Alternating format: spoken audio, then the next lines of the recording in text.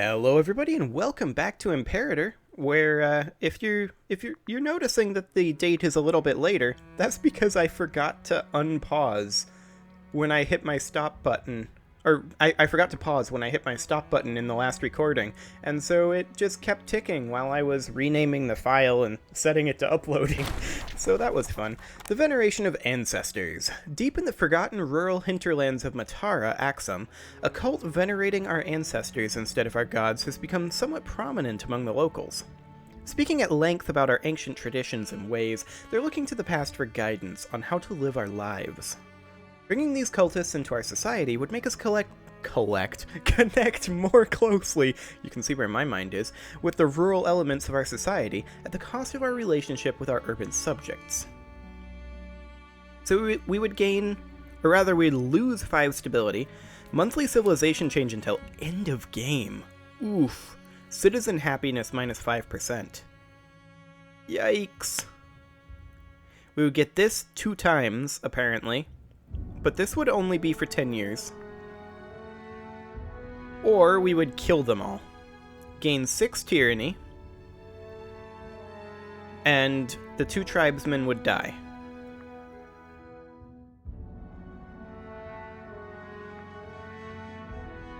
I feel like we'll just leave them be. That's a better situation, I think. Okay, so we can move a few tribesmen around, or more specifically, we can move 1 tribesman, but that's exactly, or rather 1 slave, but that's exactly how much we need to move. There we go. And now, as soon as we have 10 gold, we can colonize Dire Dawa. And that is perfect. So it's costing us around 60 gold per province to colonize. That's really not too bad. Also, at some point, our farming settlement finished up. So that should be helping our food generation quite dramatically.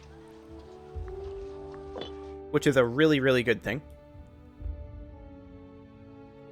But of course, as long as we're spending all of our money on this colonization, we're not going to be able to build anything else. But ultimately, I think that's a good thing. I want to get these pop growth timers ticking away as soon as possible. Of course, it looks like they're already ticking away. 659. Oh, wow. So these uncolonized provinces grow really, really slowly then. Good to know. But yeah, I'd love to take over this territory and start colonizing up here, down here, take over these guys, colonize up this way, etc., etc. Well, these guys are actually already a nation, but colonize this, take over these guys, break into this territory. That's basically what we're looking for here. I do wonder, is there any iron up over here? The answer is no. If we can secure this iron that's right here, that would be absolutely huge for us. But it's right there, which is going to be real awkward. Any other iron in the vicinity?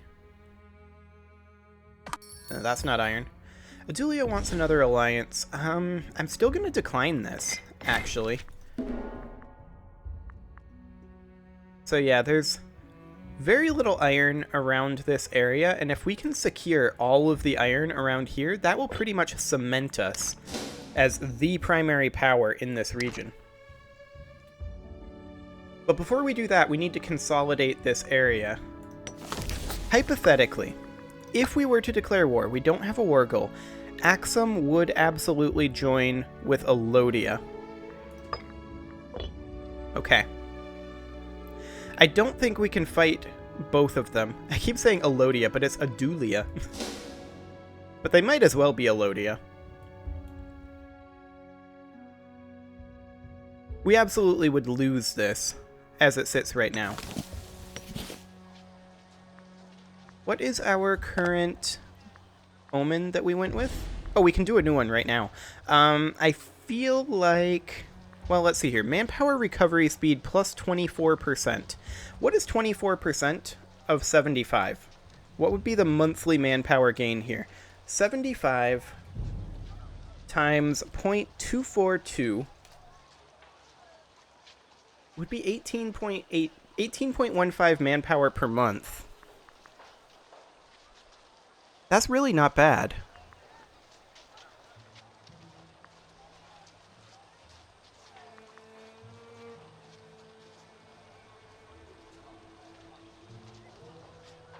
Yeah, I think that's not bad. I'm gonna go for that because we do desperately need to recover our manpower. Assuming that I'm multiplying the right thing, we're about to find out. If it's correct, I expect this to go up to like 93. Uh-huh. It absolutely did not.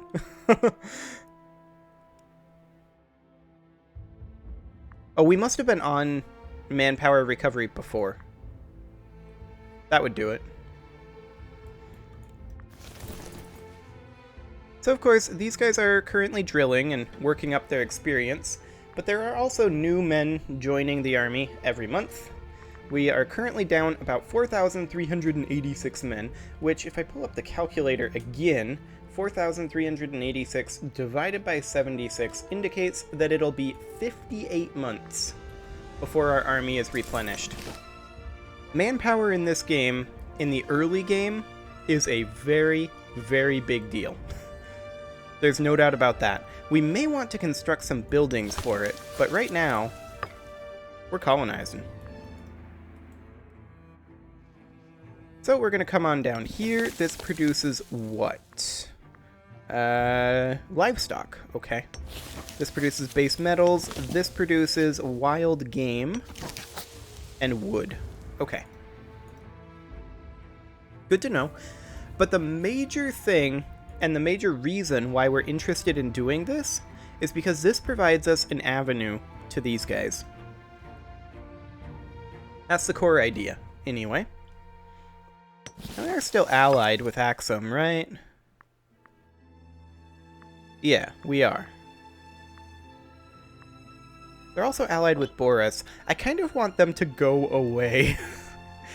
Like, if we were able to fight Adulia and Axum alone and win, that would be ideal. The Axumite army is actually kind of bad. And they're not drilling. Neither of them are drilling. Interesting. Well, we're not making very much money, which is unfortunate. We're gonna have to do something about that. Like, realistically, we're gonna need to change our blessing to be tax relatively soon. We're gaining 77 monthly now. That's a good thing. 3,927 more men to join our army. Of course, our composition is 444. And we could think about upgrading that potentially. Supply limit here is 20, 10, 9, 6, 12, 14, 20, 45. It's okay. Oh boy, Neferkare, what are you doing now? He commissioned a horrible statue. I can't afford to lose more popularity. Demolish it at once. My popularity is already in the toilet. This is not helping. Not helping at all. Thanks, buddy.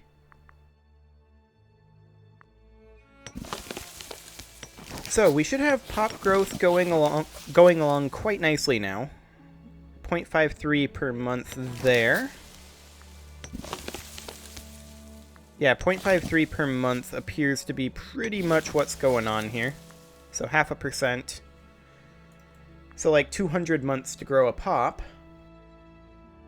But of course we have it ticking separately in each of these provinces. 0.18 here. And here, because presumably they're in a different province. Yeah. Fair enough. The province of Axum, which is currently run by us directly, and we are good on food for everything. So once we get the money, we should probably consider constructing like a mine or something like that. Yeah, probably a mine in the locations where we can, but that's going to be a while before we have that kind of money. We could think about maybe increasing our taxes, but I'd kind of rather not, because that would reduce our research points by 20%, and I don't want to fall behind in tech. We are approaching our next martial advance, so our inventions are going to be a thing again.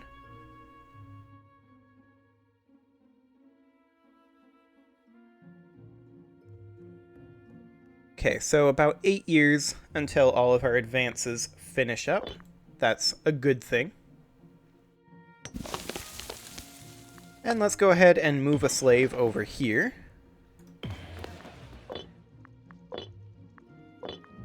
Excellent. So we only need about 55 more gold, about 110 more gold to colonize these two locations.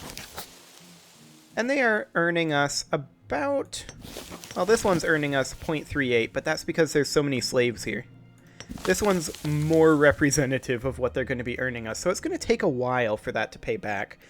Also, our ruler unpopularity is huge. Maybe we should just ally with Adulia for now.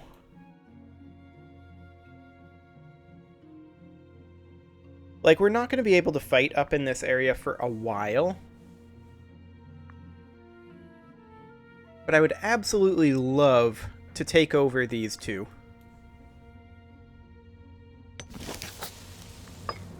How close are they to being a client state? 162 reasons, 130 of those are base. And it's mostly because of current and potential strength and rank. So if we expand down this way heavily, and they don't, then theoretically we'll get to the point where our rank gets upgraded, and then we'll be able to just vassalize these guys and then move on through. Until then, we can use them as a buffer against like Blamia, Kush, Boris. So that's okay, I think, ultimately. I wish we were making more money. A lot of the reason why we're not is because we're drilling. And we have... Oh, hello. This guy was just murdered. He was a researcher. I have to gain popularity. I have no option. My popularity is so low. Okay, we need an Ahmed here. Skill 1. Oh boy. That is vaguely annoying. But we need it. He's a scorned family.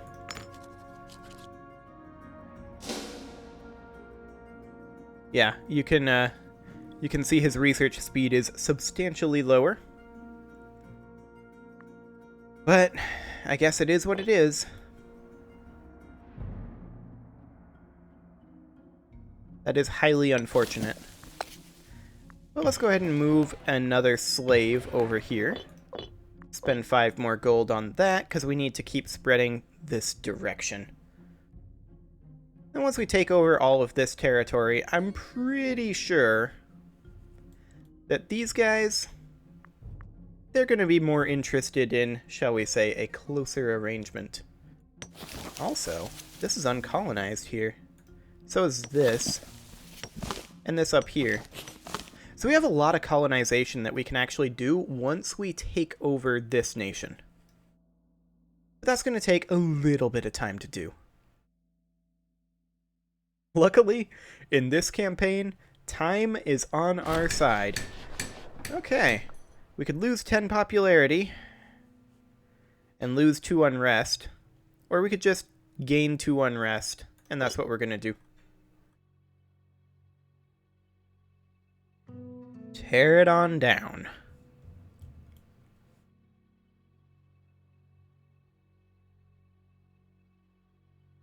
Now, I would very much like for our taxes to come up a little bit. I'm kind of regretting going for the manpower recovery speed now. We can do a military tradition, though. Hostile attrition ship damage taken, or heavy infantry cost. Well, we can't make heavy infantry right now. I would normally totally go for this, although light infantry offense would be good for us. Light infantry discipline too, though. I think we go for Desert Sands, hostile attrition. I'm pretty used to fighting guerrilla wars, so that would do the trick. And our military experience is being generated, of course, by our average cohort experience, which is going up because we are drilling. Also, we can afford to bring another slave in over here. And that's exactly what we're going to do. Perfect. Okay. Well, it is time to put a cut in here, so I'm going to go ahead and do that. Subscribe for more, and next episode we're going to continue snaking our way down here while we're very slowly regenerating our army. And then we're going to think about maybe attacking Avalitia, and I think that'll be an interesting plan. Subscribe for more, and I'll see you all next time.